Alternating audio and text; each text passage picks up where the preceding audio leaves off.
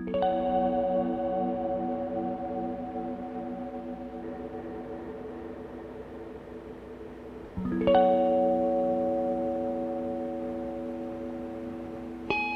the nation of Australia, gorgeous beaches line the coast, flourishing with sea life.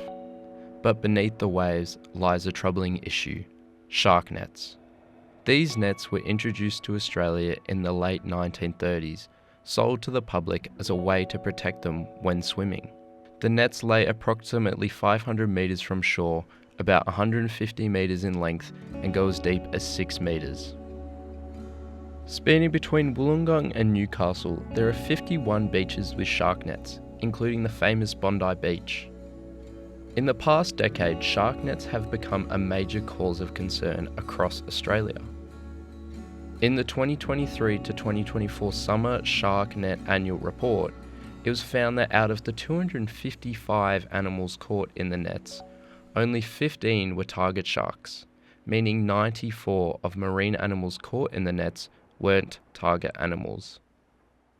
It was also found that only 35% of animals found in these nets were still alive.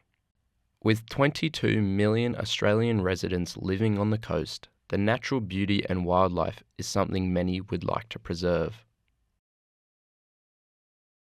I grew up in Avalon, in Sydney, like Northern Beaches. I love it. I'm so grateful for it, I think, every day. Especially when I go in the water or something, or if I go to the beach, say, with people who didn't.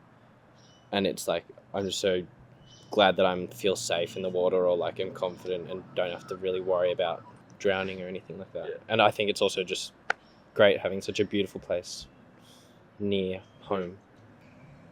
I mean, I don't really think they're necessary that much. I don't see them making that much of a difference. They don't, at least beaches that I know, they don't even cover the entirety of the beach. So what really is the point of having them there? There's only very specific occasions where you'll get I'll get nervous about sharks if I'm in a massive vape ball and I'm the only person out there, and it's sunset. So that's a pretty perfect storm of conditions. Yeah. But otherwise, no. If I've surfed at plenty of places without shark nets and never been worried, because the threat of the real threat of a shark attack happening to someone is just so low. I don't know it. I know they do happen, obviously, but the amount of people that swim every day and the amount they happen, it's such a low percentage of the people that use the ocean that I think it's kind of worth the risk of not harming, as you said, such a high percentage of marine life. Now the question is, why is the government keeping these nets in? With shark net reports available to the public, it is obvious how effective these nets are, but for the wrong reasons. I guess you could say it's a key threatening process because it's out there killing wildlife indiscriminately. There's a lot of target species, but mostly non-target species that are caught and killed. I think there's maybe 3 or 4 sharks that they target, but of them, the stats are very low of those actual species. There's hundreds of other sharks and other marine animals that are caught every year in them. We have them because it's a human answer to a problem that I guess people are fearful of sharks, so it's more of a political solution to keep people happy. Yeah, I think it's a very poor attempt at trying to keep everyone happy.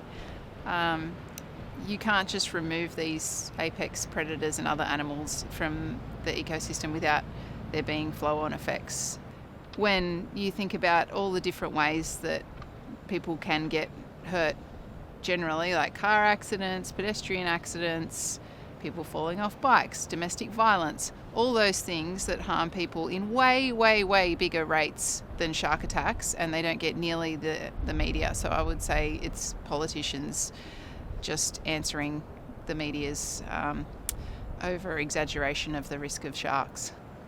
Grey nurse sharks, I think there's on average about 16 grey nurse sharks every year killed in Australia, in New South Wales nets. So when you're removing them from the ecosystem, when we're taking other measures to try and boost those populations, like protecting them from fishing and creating marine parks, it's very counterproductive. It's kind of inexcusable that in this day and age that what we know about what these devices are doing to wildlife, that we're still doing it, even from just an animal cruelty perspective, that we know that wildlife are getting caught in them and suffering for a long time. The best thing we can do to save lives on the beaches is fund lifeguards. There are hundreds of people who drown every year on our beaches, and a lot of them are swimming at unpatrolled beaches. Thankfully, there is hope on the horizon. Every year, these nets are pulled out earlier and earlier by the government. This year, they were pulled out a month earlier to protect migrating sea turtles. There are also major efforts from institutions to create alternative methods to keep swimmers and sharks safe. Professor Andy Davis and the Project Airship team are in the process of testing and trialling a blimp that will replace shark nets. There are something in the order of more than 400 critically endangered grey nurse sharks that have been killed over the last 60 or 70 years. So there are much cleverer ways to do these things. Project Airship was one of those things. The idea was not just to observe sharks, but we teamed up with some computer geeks that programmed things in the cloud that could recognise sharks from Project Airship, an automated system using algorithms, and then it would send messages to Apple smartwatches. The new technology that I think New South Wales DPI, Department of Primary Industries, have gone with is smart buoys. So they, as soon as something's captured, they send a message, and then a vessel's launched and gets out there within a short time, an hour, 2 hours, whatever it might be, tags the animal, releases it. So there's no fatalities, there's minimal bycatch. So it really is a good news story.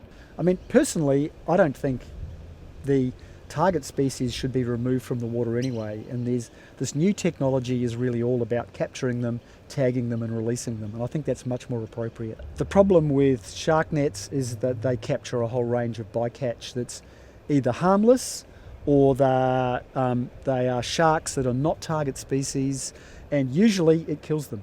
And there were no target sharks, bull sharks, white sharks or tiger sharks captured in any of the nets around Sydney in 2024.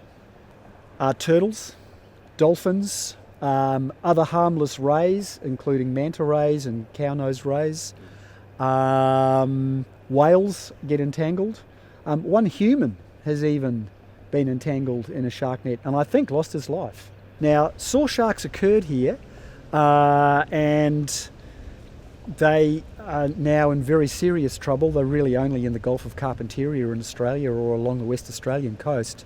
And I suspect shark nets played a major role in removing them from the system, so that they are in big trouble. Shark nets may have been introduced with safety in mind, but the evidence is clear. They are causing far more harm than good to Australia's marine life. With increasing public awareness, government action, and promising innovations on the horizon, Australia stands at a turning point. The hope is to find a better balance, one that protects swimmers and the incredible sea life that call these waters home.